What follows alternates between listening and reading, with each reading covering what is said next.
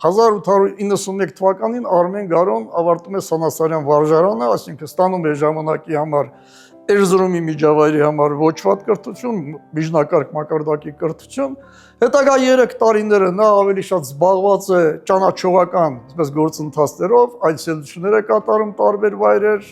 Տրապիզոն, Կոստանդնուպոլիս, Մուշ եւ Արևմտյան Հայաստանի այլ վայրեր, զբաղվում է տարբեր գործերով, զբաղվում է հրացանաձգությամբ, որսորդությամբ, այնինչ իր տարիքի երիտասարդների համար բնականաբար շատ հաճելի է, բայց ի վերջո այս շրջանում է, որ նրա մոտ առաջանում է մի գաղափար։ Ձեռք բերել մի ֆերմա, դառնալ ֆերմայի տեր եւ զբաղվել սեփական տնտեսություն վարելով։ Սա իր ամբողջ կյանքի մեծագույն երազանքն է եղել ստեղծել սեփականը եւ վարել սեփական տնտեսություն իր ուժերով։ Հենց այս հանգամանքն է, որ պատճառ է դառնում, որ Արմեն Գարոն